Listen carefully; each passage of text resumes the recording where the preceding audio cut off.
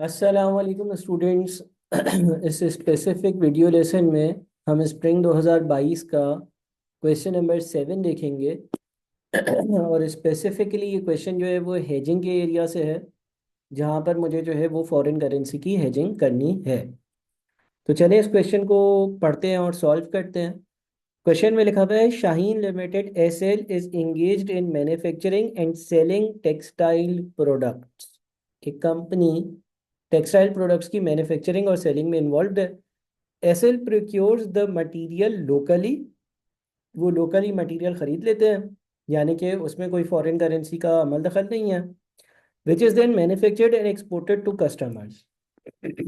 अब देखें, ये जो चीज़ है ना, एक्सपोर्टेड टू कस्टमर्स, इसका मतलब ये हो गया कि कोई foreign party outside country involve हो गई। अब अगर तो बिलिंग लोकल करेंसी में है, फिर तो कोई मसला नहीं है। लेकिन अगर बिलिंग फॉरेन करेंसी में है तो फिर आप एक्सपोज्ड टू रिस्क हो। ठीक है। अगर आपने ये बोल दिया कि भाई बिलिंग होगी पीकेआर में, पाकिस्तानी करेंसी में होगी, और आप पाकिस्तान में हो, तो फिर कोई रिस्क ही नहीं है। आपने जो तय किया होगा वही पैसे मिलेंगे। लेकिन इन केस बिलिंग जो है वो फॉरेन करेंसी में है, फिर रिस्क आ जाता है। The management of SL is concern over high volatility in foreign exchange rates. The receipt of USD dollars 50,000 from a customer is expected in 3 months time. ये जो है ना, ये इम्पोर्टेंट बात है कि पैसे आने हैं 50,000 US डॉलर्स, और वो 50,000 US डॉलर्स जो है वो आज से 3 महीने बाद आने हैं। अब मुझे इस बात का खतरा होता है कि लेट से अगर $1 आज 280 का है, व्हाट इफ के 3 महीने बाद $1 जो है वो 200 का हो गया, तो मुझे हर डॉलर के अगेंस्ट 80 रुपए कम मिलेंगे। And management is considering to hedge the foreign exchange risk. Assets bank has quoted the following exchange rates and annual interest rates. अच्छा जी, एसएल के बैंक ने आपको जो है वो कुछ एक्सचेंज रेट्स बताए हैं। अब ये एक्सचेंज रेट्स देखिएगा ज़रा किस तरह से है। यहाँ पे लिखा हुआ है US$1। यहाँ पे लिखा हुआ है US$1। अच्छा, यहाँ पे लिखा हुआ है बाय एंड सेल। हमेशा हमेशा हमेशा याद रखिएगा कि बाय और सेल का लफ्ज़ जो है वो डीलर आपसे कह रहा होता है। ठीक है। ये जो बाय या ये जो सेल का लफ्ज़ है ना, ये डीलर की ज़बान है। ये डीलर कह रहा है। क्या मतलब सर? इसका मतलब ये है कि डीलर आपसे ये कह रहा है कि $1 मैं बाय करूंगा, यानी कि खरीदूंगा इस रेट पर। कौन से रेट पर? 178.76 178.65। और $1 मैं सेल करूंगा, यानी कि अगर आप मुझसे डॉलर खरीदते हैं तो मैं आपको डॉलर दूंगा, और उसके अगेंस्ट में आपसे 179.80 PKR लूंगा। ठीक है जी। तो ये आपको कुछ एक्सचेंज रेट्स दिए हुए हैं। अच्छा, यहाँ पे एक एक्सचेंज रेट स्पॉट लिखा हुआ है। स्पॉट का मतलब होता है आज का रेट, टुडेज रेट। ठीक है जी। स्पॉट का मतलब होता है अभी अभी जो एक्सचेंज का रेट होगा। अच्छा, 178.650 क्या है? जो करेंसी डीलर है वो आपसे ये कह रहा है कि मैं $1 खरीदता हूँ, और जब कोई मुझे $1 बेचता है तो मैं उसको 178.65 देता हूँ। और 179.80 सेल का रेट है, यानी कि करेंसी डीलर ये कह रहा है कि $1 मैं बेचूंगा आपको। अगर आपको डॉलर चाहिए तो मुझसे ले लें, अलबत्ता हर $1 जो मैं बेचूंगा वो 179.8 पर बेचूंगा। 1 month forward rate, 3 month forward rate, ये दोनों रेट जो हैं ये फॉरवर्ड कॉन्ट्रैक्ट्स के रेट हैं। फॉरवर्ड कॉन्ट्रैक्ट्स, फॉरवर्ड कॉन्ट्रैक्ट वो कॉन्ट्रैक्ट होता था जिसमें आज ही मैं रेट तय कर लेता हूँ, आज ही रेट लॉक हो जाता है और वो बाद में अप्लाई होता है। उसके बाद मुझे डिपॉजिट का और बोरिंग का रेट दिया हुआ है। अगर यूएसडी में कहीं पर फंड्स डिपॉजिट करे जाएं तो 1.25% का रिटर्न मिलता है। बोरो करे जाए, उधार लिया जाए, तो 2.75% पर मिलता है।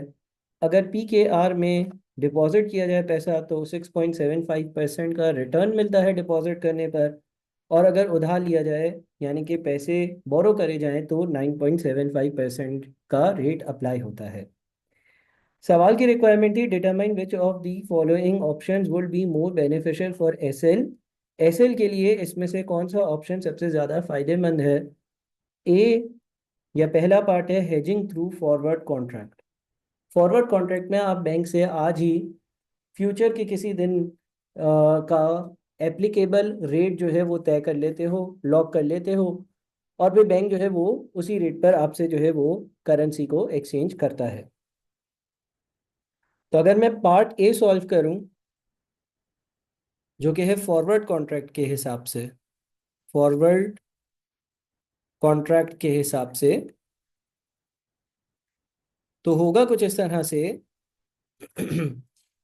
कि सबसे पहले मुझे देखना होगा कि ये जो डील है या जो मुझे पैसे रिसीव हो रहे हैं वो कब रिसीव हो रहे हैं।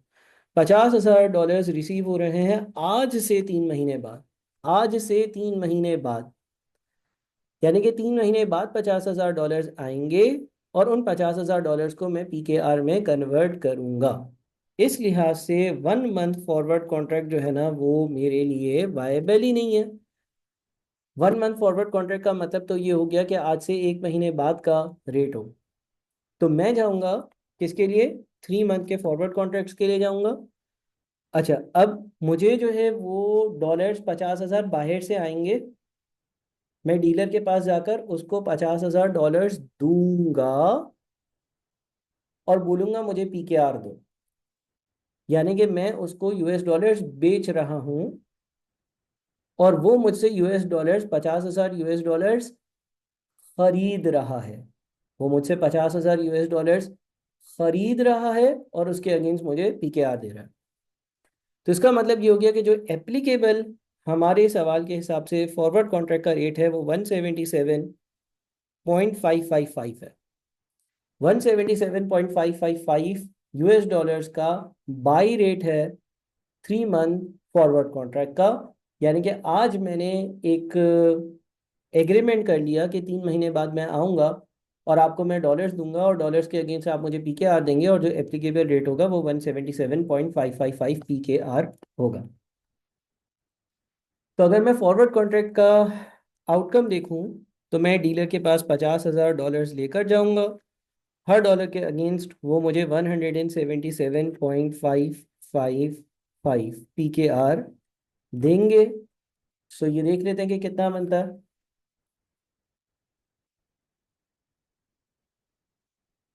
88,777,50।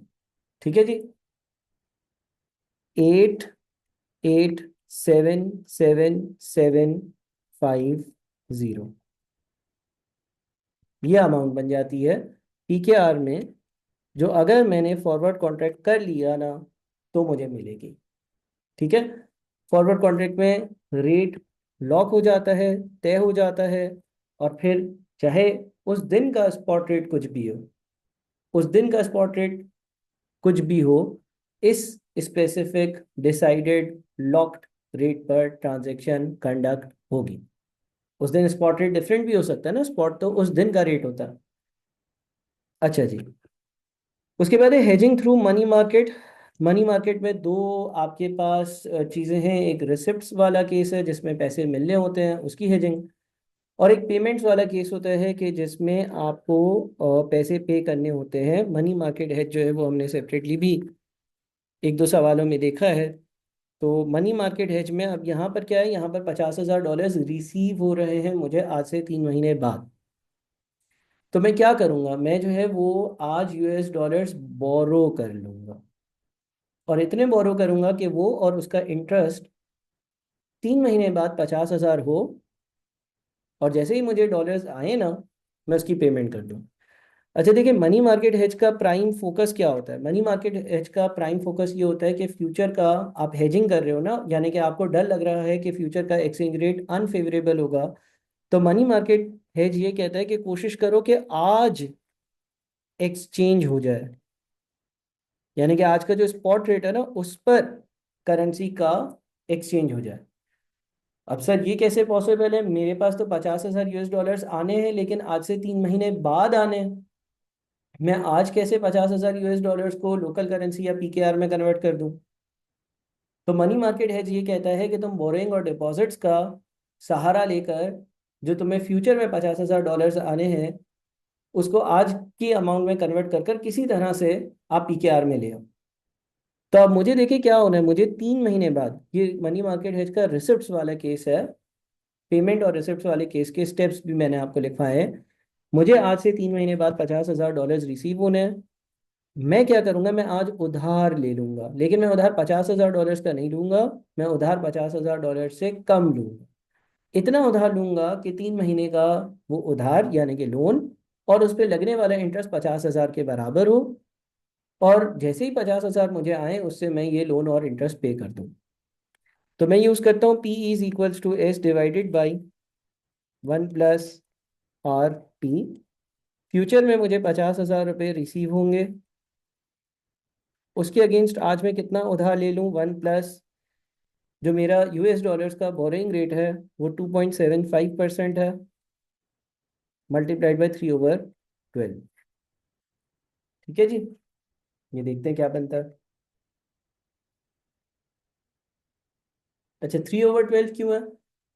3/12 इसलिए है क्योंकि मैं 3 महीने के लिए उधार ले रहा हूँ, ये भी मैं क्लियर करता जाऊँ।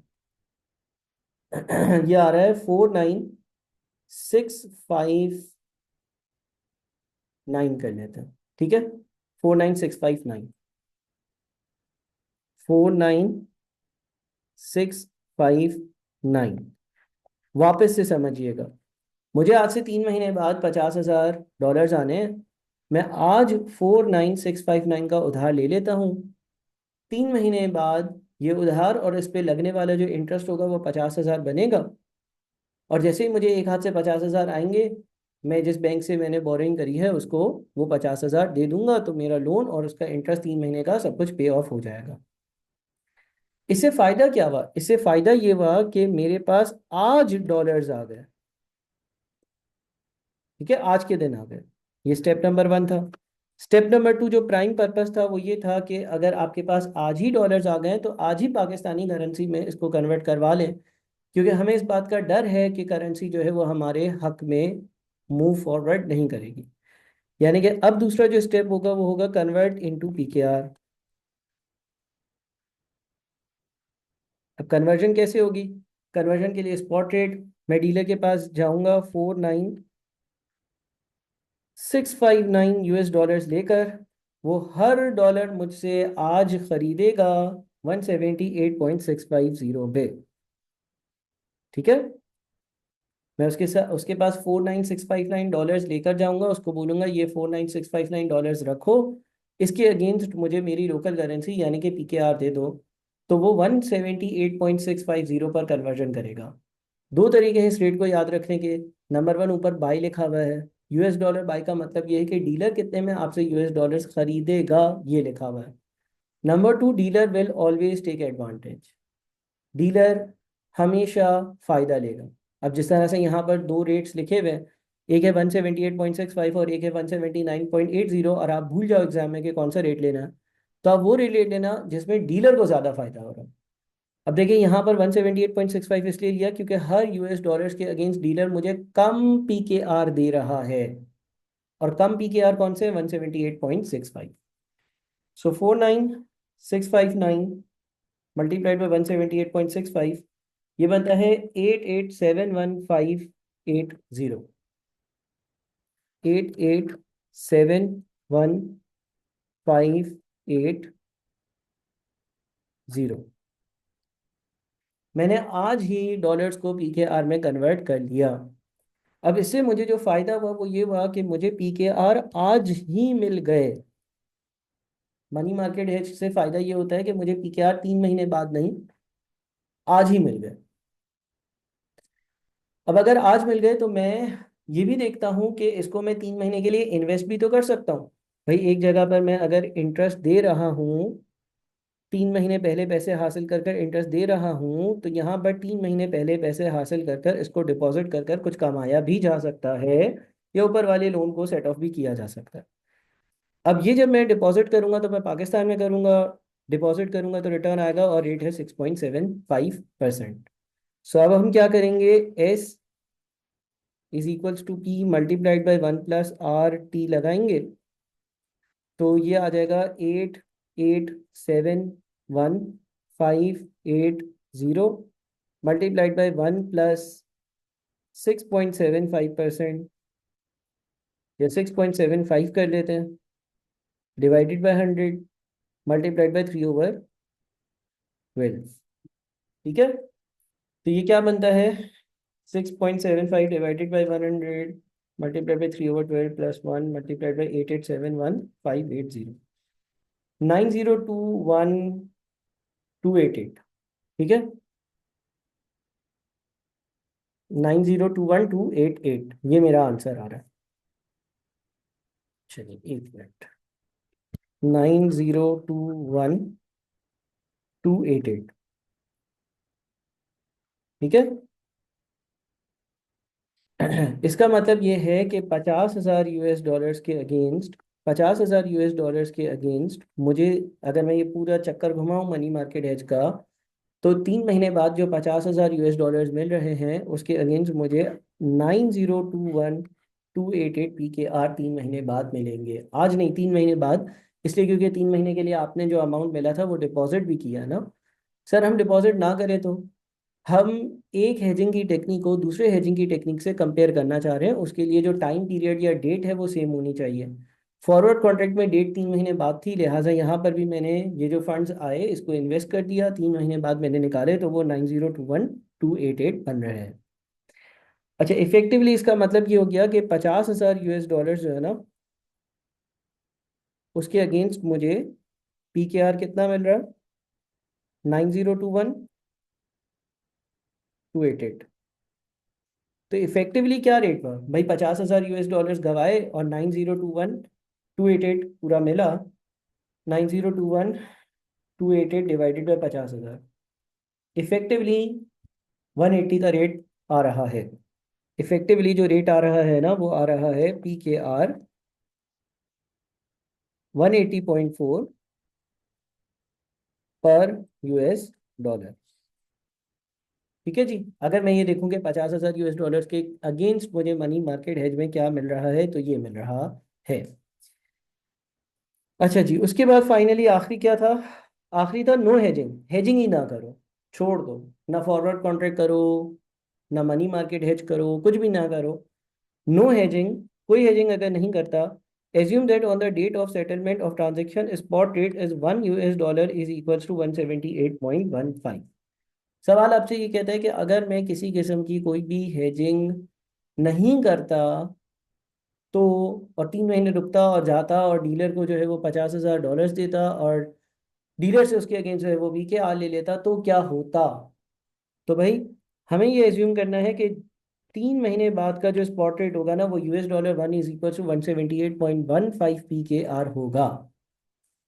ठीक है, और इसका मतलब ये हो गया कि 50,000 जो डॉलर्स होंगे उसके अगेंस्ट अगर मैं हेजिंग नहीं करवाता तो 178.15 के हिसाब से कितने पैसे मिल जाएंगे,